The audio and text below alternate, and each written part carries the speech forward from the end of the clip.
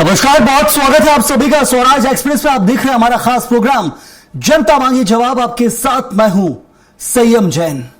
मध्य प्रदेश की सियासत में एक बार फिर नारी शक्ति के मुद्दे पर जबरदस्त घमासान छिड़ गया है। सीएम मोहन यादव का बयान सामने आया जिसमें उन्होंने कांग्रेस को कड़ी नसीहत देते हुए कहा है कि विरोध करना है तो जिम्मेदारी से करो। आधी आबादी का विरोध आग से खेलने जैसा है। सीएम ने साफ कहा कि कांग्रेस को एक जिम्मेदार विपक्ष की भूमिका निभानी चाहिए और महिलाओं के सम्मान से जुड़े मुद्दों पर राजनीति से बचना चाहिए। लेकिन कांग्रेस भी पीछे हटने को तैयार नहीं है। पूर्व मंत्री पीसी शर्मा ने पलटवार करते हुए बीजेपी पर ही बड़ा आरोप जड़ दिया। कहा कि लोकतंत्र में आग लगाने का काम खुद बीजेपी कर रही है। अब सवाल यह है, क्या नारी शक्ति वंदन पर राजनीति सही है? क्या यह महिला सम्मान का मुद्दा है या फिर सियासी स्कोरिंग का नया मैदान? आज इसी बड़े मुद्दे पर हम चर्चा करेंगे, लेकिन उससे पहले रिपोर्ट देखिए आप।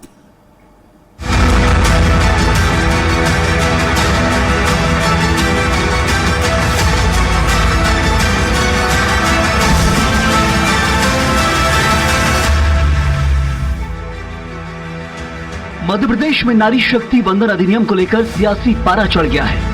मुख्यमंत्री मोहन यादव ने कांग्रेस पर तीखा हमला बोलते हुए कहा कि आधी आबादी के अधिकारों का विरोध करना आग से खेलने जैसा है। सीएम ने कांग्रेस को नसीहत दी है कि वह एक जिम्मेदार विपक्ष की भूमिका निभाए और महिलाओं से जुड़े मुद्दों पर राजनीति करने से बचे। सरकार इसे महिला सशक्तिकरण की दिशा में बड़ा कदम बता रही है। कांग्रेस का काम है विरोधी दल की भूमिका अदा करना, लेकिन कांग्रेस भूल जाती है कि जहां उनके विरोध की आवश्यकता वहां विरोध करें। ये आग से खेलना है। इतनी बड़ी आधी आबादी को उनके हक दिलाने की तरफ जो कदम बढ़ाए जा रहे हैं माननीय मोदी जी के नेतृत्व में, ऐसे में उनके इस अच्छे कदम के ऊपर मीन में निकालना, उसको क्रिटिसाइज करना, ये कांग्रेस को बहुत महंगा पड़ेगा। ये कांग्रेस को इस सबसे बचना चाहिए। वहीं कांग्रेस ने भी बीजेपी के आरोपों पर पलटवार किया। पूर्व मंत्री पीसी शर्मा ने कहा कि लोकतंत्र में आग लगाने का काम खुद बीजेपी कर रही है। कांग्रेस का आरोप है कि सरकार असल मुद्दों से ध्यान भटकाने के लिए ऐसे कानूनों को राजनीतिक हथियार बना रही है। अब इस मुद्दे पर सियासत तेज हो गई है और दोनों दल आमने सामने हैं। भाई, आपको अगर आरक्षण करना है तो आप 1 साल के अंदर जनगणना कराइए। ये 2026 चल रहा है, 27 तक इसको पूरा कराइए। 6 महीने के अंदर आरक्षण कर दीजिए, लागू कर दीजिए महिला आरक्षण 28, 29 दोनों में। लेकिन इनको केवल इवेंट मैनेजमेंट करना है। इनकी हालत खस्ता है वेस्ट बंगाल में और वहां उसके लिए ये इन्होंने संसद बुलाई है। नारी शक्ति बंधन पर छिड़ी ये सियासी जंग अब सिर्फ बयानबाजी तक सीमित नहीं रही, बल्कि ये सवाल बन गई है नियत और नीति का। एक तरफ सरकार इसे महिलाओं के सम्मान और अधिकारों की दिशा में ऐतिहासिक कदम बता रही है, तो वहीं विपक्ष इसे सियासी एजेंडा करार दे रहा है। लेकिन सबसे बड़ा सवाल यही है, क्या आधी आबादी के नाम पर हो रही राजनीति सच में महिलाओं को सशक्त करेगी, या फिर ये मुद्दा भी सत्ता और विपक्ष के बीच सियासी टकराव में उलझ कर रह जाएगा? Payal Chaurasia, special desk report, Bhopal.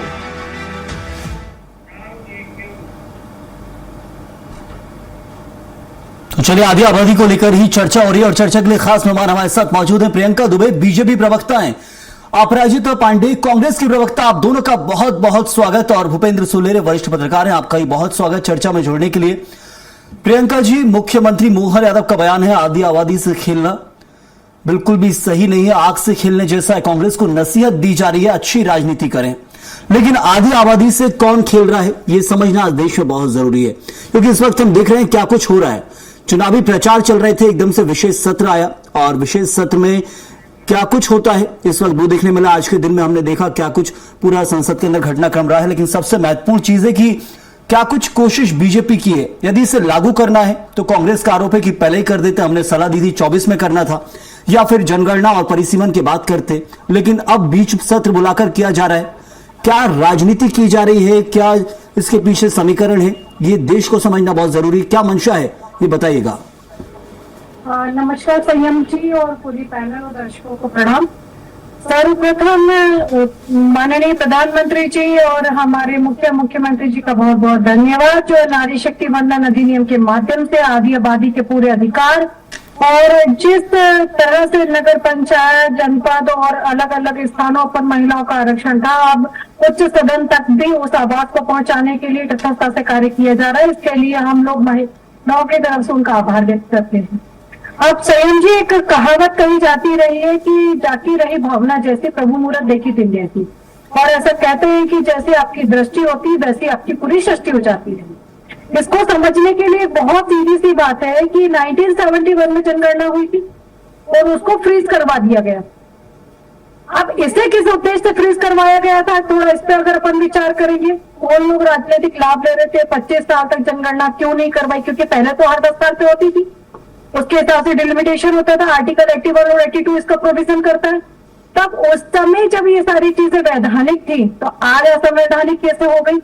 और जिस पार्टी के लोग आज इतनी बातें कर रहे हैं कि हम तो करना चाहते हैं, हमें तो करना चाहिए था, उन्होंने खुद ने एक महिला नेतृत्व को समझा है, जाना है, और एक बार नहीं, दो बार, संगठन की दृष्टि से भी, सत्ता की दृष्टि से भी। आज अगर हम बात करते हैं तो हमारी जो माननीय और महामहिम हमारे राष्ट्रपति रही है, पूर्व राष्ट्रपति, नहीं, प्रियंका जी वो तो साथ दे रहे ना आपका, बिल पर सहयोग दिया बिल्कुल 2023 में, पूर्ण सहयोग था आपके पास। फिर 2000 तक जनगणना को क्यों रोक करके रखा? और 2023 में जब बिल आप लेकर आए थे तब पूरा सहयोग कांग्रेस ने दिया था। वो आरोप इसलिए लगा रहे हैं कि आप जनगणना से पहले परिसीमन करा रहे हैं। क्या इसके पीछे कोई मंशा है? क्या उद्देश्य है बीजेपी का? वो समझना जरूरी है, क्योंकि जनगणना के बाद ही परिसीमन होता आया है। समानुपातिक तौर पर अगर मान लीजिए सीटों का आवंटन होता है तो क्या बुराई है? साफ बात है, 33% तो इक्वल टू ऑल है ना, उसमें क्या दिक्कत है? 33% तो हमेशा ही आएगा, तो उसमें कौन सी दिक्कत है? उसको बेवजह एक राजनीतिक रंग देना, ताकि हम कभी उत्तर दक्षिण में बांटना, कभी कुछ और प्रोस्पेक्ट से उसको डाइवर्ट करना, बेवजह उसको कंट्रोवर्शियल क्यों किया जा रहा है? और अगर इतनी ही नीति नियत स्पष्ट थी तो संयम जी, आपको मालूम है आज से 20 साल पहले भारतीय जनता पार्टी कितनी संख्या में थी? मेजोरिटी में तो यही लोग रहे, तब ले आते कौन रोकने वाला था? बिल्कुल लगता है कुछ फर्क बैठने वाला। यदि जनसंख्या के अनुपात की बात करें तो साउथ से तुलना कर कंपैरिजन जो किया जा रहा है, कंपैरेटिव स्टडी बताई जाती है, तो तमिलनाडु में भी 7.5 करोड़ है, मध्य प्रदेश में भी 7.5 करोड़ के लगभग जनसंख्या, 11 का ही आंकड़ा उसके बाद का यदि उठाएं तो वहां 39 सीटें, यहाँ 29 सीटें लोकसभा में। फर्क पहले से ये दिया गया है, साउथ को ज्यादा से ज्यादा अधिकार दिया गया है कि प्रतिनिधित्व रहे। मध्य प्रदेश के अंदर ये आरोप आपके ऊपर लग रहा है कि हिंदी बेल्ट में बीजेपी का ज्यादा प्रभुत्व है और इसलिए यहां सीटें बढ़ाई जाएंगी, तो फिर आप लंबे टाइम तक सत्ता में रहेंगे। जब वही बात है ना कि जो लोग जिस तरह की मंशा लेकर के सत्ता को चलाते आए हैं उनको वही दिखेगा। जबकि आज बहुत सिंपल सी बात है कि आर्टिकल 81 और 82 यही कहता है कि जितनी जनसंख्या उसके हिसाब से सीट हो, ताकि एक एक व्यक्ति तक जनप्रतिनिधि रहते हैं उनका संपर्क बन सके, समस्याओं को समझ सके, समाधान निकाल सके। उसके हिसाब से आज आप देखिए बिहार का अगर ऑन एन एवरेज निकालेंगे तो 31 लाख लोगों के ऊपर एक सांसद है। हाउ इज इट पॉसिबल कि 31 लाख लोगों के साथ तक वो व्यक्ति संपर्क कर सके? संभव है कि आप बताइए? असल में परिसीमन पर सवाल नहीं उठा रहे हैं, इस वक्त टाइमिंग पर सवाल मैं लौटता हूं आपके पास। अपराजिता कुछ कहना चाहती हैं? अपराजिता जी, ये इस वक्त टाइमिंग पर सवाल उठाए जा रहे हैं कि कांग्रेस की तरफ से, क्योंकि आरोप बहुत सारे लग रहे हैं। महिला आरक्षण बिल को आपका पूर्ण समर्थन था 2023 में, 26 में फिर विरोध कैसे हो रहा है? निश्चित तौर पे कांग्रेस पार्टी ने हमेशा पूर्ण समर्थन दिया है वुमेन्स रिजर्वेशन बिल को, महिला आरक्षण बिल को। अब देखिए यहाँ पर हमें कुछ डेट्स के हिसाब से चीजें समझनी चाहिए। 30 सितंबर को 2023 में ये बिल लाया गया, उसमें सर्वसहमति सारी ऑपोजिशन पार्टीज की थी, सबने इस बिल का समर्थन किया, जैसा कि आपने अभी भारतीय जनता पार्टी की प्रवक्ता को बताया। अब क्या हुआ उसके बाद भारतीय जनता पार्टी ने, सरकार ने शर्तें रखी कि पहले कास्ट सेंसस होगा, पहले डिलिमिटेशन होगा, परिसीमन होगा, फिर ये बिल लागू होगा। हमने क्या कहा? राहुल गांधी जी ने साफ कहा पार्लियामेंट में कि ये शर्तें हटा दीजिए, 2024 के चुनाव में महिलाओं को इसका फायदा मिलेगा। नहीं किया भारतीय जनता पार्टी ने। उसके बाद कितने राज्यों के चुनाव थे, पुडुचेरी ले लीजिए, कर्नाटका ले लीजिए, असम ले लीजिए, उसमें भी महिलाओं को इस बिल की वजह से जो बहुत सकता था लाभ, वो भी भारतीय जनता पार्टी ने नहीं दिया। अब टाइमिंग की बात है, अब तमिलनाडु का चुनाव आ रहा है तो इन्हें विमेंस रिजर्वेशन बिल की याद आ गई। ये इनकी नीति और नियत में हमेशा से खोट है। अब हम आपको भारतीय जनता पार्टी की पूरी हिस्ट्री समझाते हैं। ये पार्टी ऐसी पार्टी है जिसने पहली बार, राजीव गांधी जी ने विमेंस रिजर्वेशन की बात की थी लोकल बॉडीज में, पंचायती राज में, कि हम महिलाओं को आरक्षण देंगे, महिलाएं आगे आए, महिला नेतृत्व बढ़े। इसका विरोध किसने किया? LK अडवाणी जी ने, अटल बिहारी वाजपेयी जी ने, यशवंत सिंह, राम जेठमलानी, सबने संसद में, पार्लियामेंट में इसके अगेंस्ट वोट किया। तो महिलाओं के अगेंस्ट इनका चाल चरित्र, चेहरा भारतीय जनता पार्टी का किसी से छुपा नहीं है। आज आप कैसे कह रहे हैं कि 2011 सेंसस को आप यूज करेंगे? आप कॉन्स्टिट्यूशन को अंडरमाइन कर रहे हैं और आप बोल रहे हैं आज सरकार डिसाइड करेगी कि हम 2011 के सेंसस को बेसिस बनाकर परिसीमन डिलिमिटेशन करेंगे। ये पूरी तरीके से गलत है, क्योंकि 2011 का सेंसस पुराना हो चुका है, उसमें नए लोग जुड़े ही नहीं है। तो हर दशक में सेंसस अपडेट होता है। 2021 में भारतीय जनता पार्टी ने सेंसस नहीं अपडेट करवाया। क्यों नहीं करवाया? महिला आरक्षण बिल अगर आपको इतना पास करना था, 2014 से आपकी पूर्ण मेजॉरिटी थी, आपने ये बिल क्यों नहीं पास करवाया? बहुत पहले महिलाओं को इसका वो मिल जाता, इसका फायदा मिल जाता और महिलाओं की गिनती बढ़ जाती। पर भारतीय जनता पार्टी की मंशा नहीं। लेकिन अपराजिता जी, इस वक्त जो चुनाव चल रहे हैं, इस वक्त कांग्रेस कह रही है कि ये टाइमिंग कौन सा है, ये इस टाइमिंग से क्या फर्क चुनाव में पड़ेगा, कांग्रेस को क्या लगता है? क्योंकि अब तो बिल्कुल बहाने पर है चुनाव, इलेक्शन 2 स्टेट्स में। देखिए, इन्होंने एक फॉल्टी डिलिमिटेशन लाया। जम्मू एंड कश्मीर में, जम्मू में सीट्स बढ़वा दी, असम में भी इन्होंने वही किया। ये हर जगह ऐसा सोचते हैं कि नॉर्थ साउथ डिवाइड हो, नॉर्थ ईस्टर्न स्टेट्स को इसका लाभ ना बढ़े, क्योंकि हिंदी बेल्ट में भारतीय जनता पार्टी सोचती है कि उनको ज्यादा वोट मिलते हैं तो यहाँ की सीटें बढ़ा दी जाए। और साउथ में क्या उनकी ये गलती है कि भाई उन्होंने अपनी पॉपुलेशन पे कंट्रोल रखा?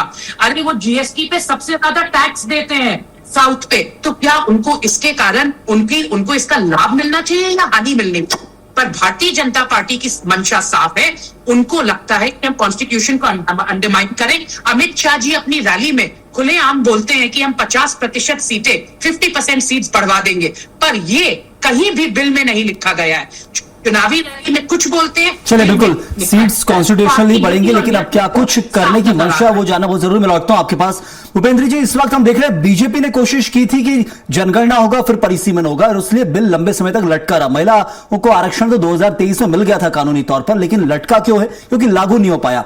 लेकिन एकदम से क्या हो गया 2026 में? याद आता है कि अभी अभी लागू करना है, पुरानी जनगणना को ही देखकर लागू कर लेते हैं, नई जनगणना होगा तो कुछ क्या हिसाब किताब बिगड़ जाएगा? क्या मंशा है?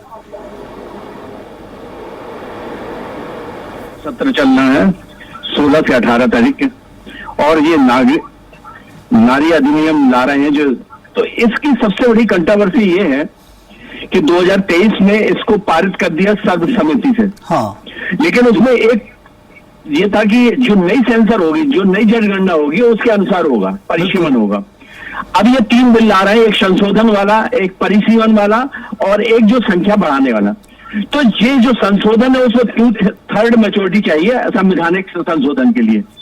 अब विपक्ष चाहता है कि उसकी राजनीति ये है कि SC ST का रिजर्वेशन पहले से ही था, तो जितनी सीटें थी, अब वो चाहता है कि पिछड़ा का आरक्षण हो।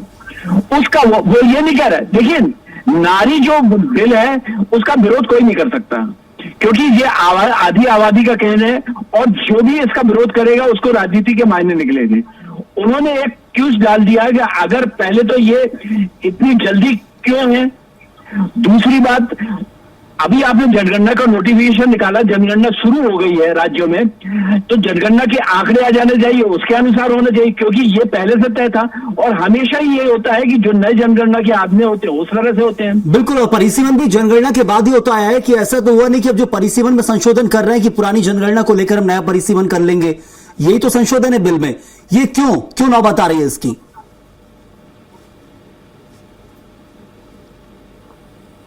मुझसे किया? हाँ जी, देखिए क्या है, 2011 की सेंसर है, क्योंकि 2021 में जो जनगणना होनी थी, कोरोना आ गया, फिर वो लंबा चलता रहा। तो जो अभी उन्होंने रखा है कि 2011 का परिसीमन होगा। 2011 के परिसीमन में क्या होगा कि जितनी भागीदारी का जो प्रतिशत होता है, अभी 543 सीटें हैं, 543 सीटों में जो प्रतिशत है हर राज्य का, तो सरकार का कहना था कि वो प्रतिशत रखा जाएगा। लेकिन जहां पे आबादी ज्यादा है, जैसे हिंदी बेल्ट में उत्तर प्रदेश, मध्य प्रदेश, महाराष्ट्र, छत्तीसगढ़, ये बिहार, इन राज्यों की आबादी लगातार बढ़ी है। तो इनका प्रतिशत उनसे ज्यादा होगा और जिसके कारण सीटें ज्यादा हो जाएंगी। लेकिन अगर आप तमिलनाडु केरला का देखें तो इनकी आबादी स्तर हुई है, तो उनका प्रतिशत अगर आज 7.1 है तो आप उनका प्रतिशत घट रहा है। तो बाद में लाने में तो बीजेपी को और फायदा होता भूपेंद्र जी, यदि बाद में लाए जाता बिल को तो और फायदा होता, नई जनगणना के बाद परिसीमन करते तो, क्योंकि यहाँ जनसंख्या तो यहीं बढ़ी है ना हिंदी बेल्ट में।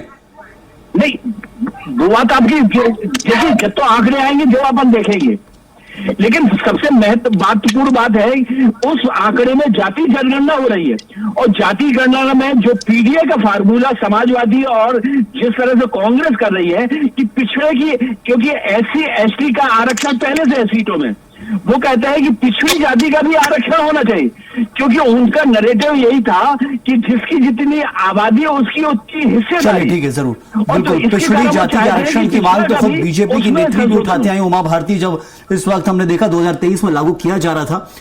प्रियंका जी, इस वक्त सवाल जो उठाया जा रहा है विपक्ष की तरफ से वही है टाइमिंग को लेकर कि आप इस वक्त एकदम हड़बड़ी में क्यों कर रहे हैं।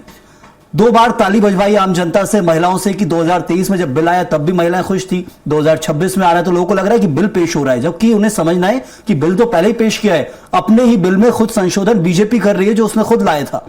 आखिर इसकी नौबत क्यों? देखिए, सर्वप्रथम तो मैं अपराजिता के डेटे को करेक्ट कर दूं, जो इनकी जानकारी अधूरी है, जिसमें इन्होंने कहा कि राजीव गांधी जी जब बिल लाए थे तब विरोध भाजपा ने किया था। विरोध उस समय भी भारतीय जनता पार्टी आपके साथ थी।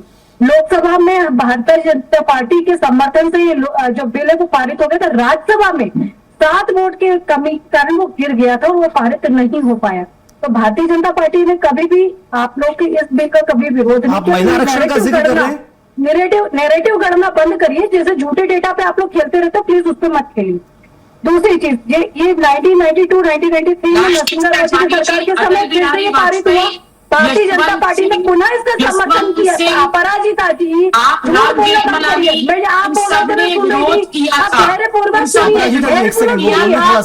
आपके पास ही लौटता हूँ, डेटा पे बात कर रही है, मैं डेटा पे बात कर रही हूँ। लौटता हूँ आपके पास, जवाब दीजिए प्रियंका जी, लौटता हूँ आपके पास। मैं जवाब दे रही हूँ, आप सुनिए। अमेंडमेंट का आपने विरोध किया था कि नहीं, जब लोकल बॉडी और पंचायत राज में क्लियरिटी बहुत जरूरी है। एक तरफ लोकल बॉडीज का जिक्र किया जा रहा है और एक तरफ विधानसभा और संसद में आरक्षण का जिक्र किया जा रहा है। मत करिए प्रियंका जी, वो लोकल बॉडीज का जिक्र कर रहे थे। नहीं किया था आपने, जब लोकल बॉडी और पंचायत राज इलेक्शन में था तो 33% की बात आई है।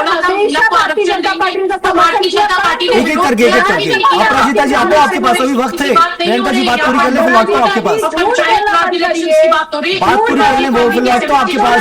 अपराजिता जी रुक जाइएगा, रुक जाइए, नहीं किया था। अभी भी अपने अंदर रुक जाइएगा, थोड़ा सा बात पूरी कर ले, उनको जवाब देना। हाँ, बोलने के कारण ही अलग अलग राज्यों में शून्य पे सीमित हो गए। थोड़ा धैर्य पूर्वक अपनी बातों को सुनिए। आप बताइए अपराजिता जी, हमने तो मैं वही कह रही हूँ। कांग्रेस को रहने दीजिए इस वक्त। प्रियंका जी, मेरा सवाल ये है कि मुख्य तौर पर इस वक्त जो उठाया जा रहा है कि आखिर क्यों हम नई जनगणना का वेट नहीं कर सकते।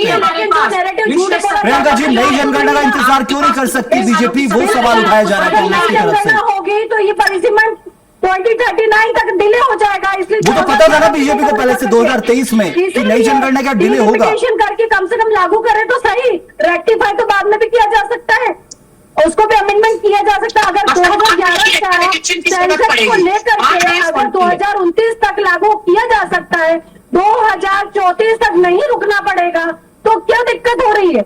इतनी क्यों घबराहट है आप लोगों को, ये बताइए ना। तो आप तो खुद एक है ना, आपको तो समर्थन में आने चाहिए। आप क्यों उत्तर और दक्षिण में भारत को बांट रही हैं? आपने पहले कश्मीर को अलग रखा, तब आपको घबराहट होती रही। जब कश्मीर में बिल्कुल, अब मैं उनसे जवाब ले लेता हूँ। बिल्कुल लौटता हूँ प्रियंका जी आपके पास। अपराजिता जी, आपको टिकट मिलेगा। मैं लौटता हूँ। अपराजिता पांडे जी, आपको टिकट मिलने वाला है, आपके लिए आरक्षण आया है, आपको फायदा हो रहा है, आपकी पार्टी से आपको टिकट मिलेगा, प्रतिनिधित्व करने का मौका मिलेगा। ये फायदे गिनाए जा रहे हैं बीजेपी की तरफ से। प्रियंका जी, आप वो जवाब दे लेते हैं, आता हूँ आपके पास। हो जाती है जी अपराजिता जी, बोलिए। जी देखिए, प्रियंका जी पता नहीं क्यों इतनी आक्रोशित हो गई है, इतनी इस तरीके से बातें करने, इनके पास डेटा गलत है। हम बात कर रहे हैं 73rd और 74th अमेंडमेंट की, ये कुछ और ही बात कर रही है, सत्ता की बात कर रही है। हम यहाँ पे बात कर रहे हैं विमेंस एम्पावरमेंट की। अरे सत्ता की बात नहीं होती, बात होती है विमेंस एम्पावरमेंट। प्रियंका जी, उनको जवाब देने दीजिए। आरोप यदि लगा रहे तो जवाब लेना भी उनसे जरूरी है। आपने अपना जवाब दे दिया है। आपकी फुल मेजोरिटी थी, आपने विमेंस रिजर्वेशन बिल, अरे इस तरीके से कैसे होगा? अभी महिलाओं ने इसका फायदा नहीं लिया। संसद में चर्चा चल रही है, वहां समझ नहीं आता है दर्शकों को, यहाँ तो समझ आए कम से कम। रुक जाइए प्रियंका जी, रुक जाइए, उन्हें जवाब देने दीजिए। आरोप लगाए तो जवाब जरूरी है उनसे। सत्ता नहीं, सत्ता की बातें नहीं होती, इतिहास की बातें करिए। महिलाओं अरे समर्थन किया था आपको 2023 में, फिलहाल विरोध किस चीज का, वो जवाब लेने फिर लौटता हूं मैं। पंचायत राज में जब राजीव जी ने 33% आरक्षण महिलाओं के लिए बात की तो भारतीय जनता पार्टी ने उसका विरोध किया आप था। इतिहास में जा रहे हैं, वर्तमान में रहने दीजिए अपराजिता जी। कहाँ उस दौर में हो गए अब संसद और विधानसभा की बात है, लोकल बॉडीज में तो लागू कर दिया है। तो कोई बात हो पाएगी? इतिहास की जानकारी नहीं, तथ्यों की जानकारी नहीं। जरूर आप दे चुके हो। मेरा सवाल ये है, क्या इस वक्त विरोध के पीछे जो कारण है स्पष्ट, क्या वो समझ रही है कांग्रेस मंशा क्या है बीजेपी की? किसान के बारे में सोचा, आप लोग सिर्फ सत्ता की बात कर सकते हैं, सत्ता की आकांक्षा कर सकते हैं। हम भारत हिंदुस्तान की बात कर रहे हैं। देखिए कंटिन्यू आप बोल रहे हैं प्रियंका जी, इस तरीके से हो नहीं पाएगा। मेरा सवाल जो उसका जवाब बहुत जरूरी है, यदि विरोध हो रहा है तो विरोध समझना बहुत जरूरी है। सत्ता दल को भी विरोध समझना चाहिए कि आखिर कारण क्या है। एक वक्त 2023 में वही आपका समर्थन करते हैं, 2026 में विरोध कर रहे हैं, तो समझ तो लीजिए क्या कारण है। अभी आप रहने दीजिएगा प्रियंका जी, थोड़ा सा जवाब ले लूं अपराजिता जी से, फिर लौटता हूं। देखिए संयम जी, झूठ अरे प्रियंका जी रुक जाइए, क्या कर रहे हैं? बिल्कुल झूठ बोल रही है। समर्थन मिला आपको 2023 में, अब 26 से विरोध है, तो सुन तो लीजिए कारण क्या है। 44 के साथ में कौन सा समर्थन दे रहे थे ये लोग? ये और आज भी माइनॉरिटी में बैठे हुए हैं। पार्टी से समर्थन दिया, अरे ऑपोजिशन पक्ष में महिला नेता ज्यादा है, महिला रहने के बावजूद भी ज्यादा है, भारतीय जनता पार्टी में आरक्षण नहीं है। नीतियों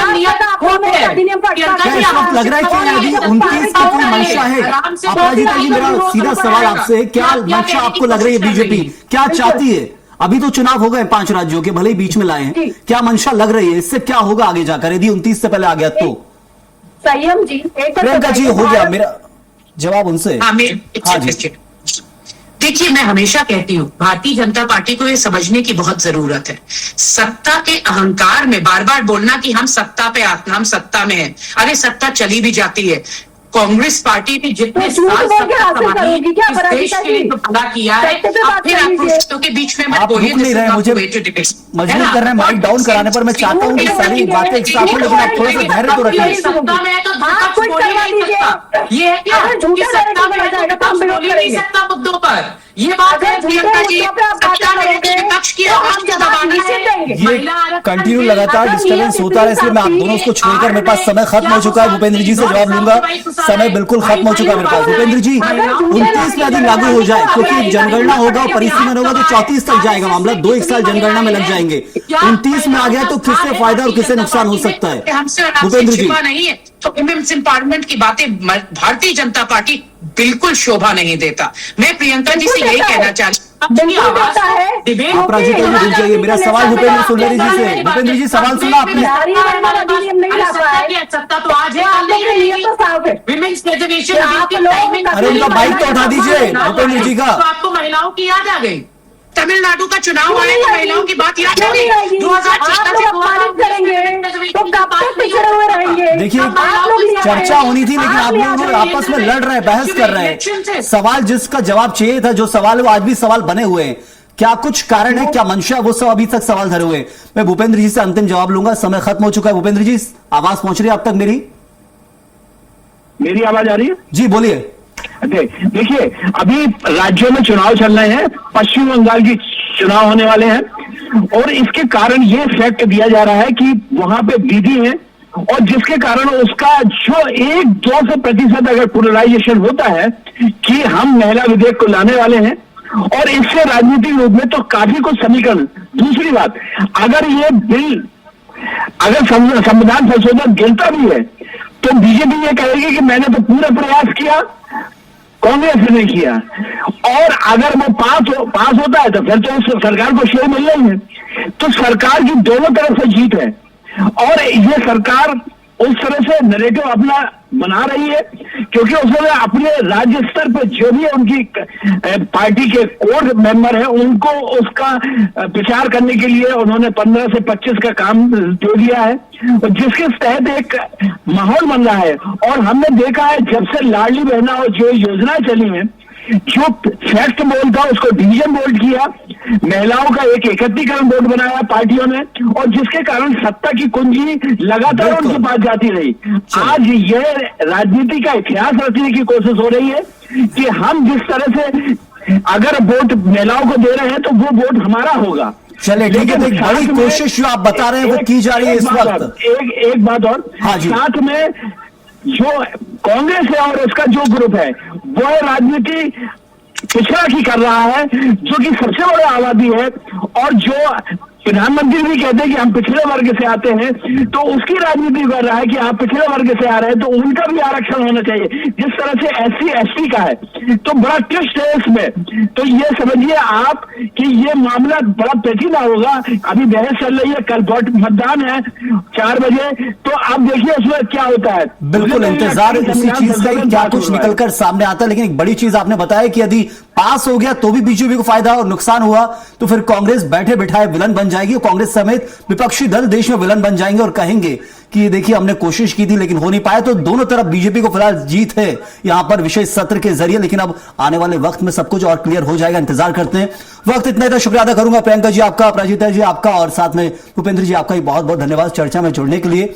तो नारी शक्ति वंदन अधिनियम महत्वपूर्ण ये बिल है, पास पहले ही हो चुका है, लेकिन संशोधन के जरिए जो कोशिश की जा रही है उसमें यही है कि कैसे इसको जल्द से जल्द लागू किया जाए और देश के अंदर एक बड़ा वोट बैंक जो बना हुआ है उसे न सिर्फ वोट बैंक तक सीमित रहे बल्कि प्रतिनिधित्व करने का मौका भी मिले। इस वक्त फिलहाल इतना ही। आप बने रहिए स्वराज एक्सप्रेस के साथ।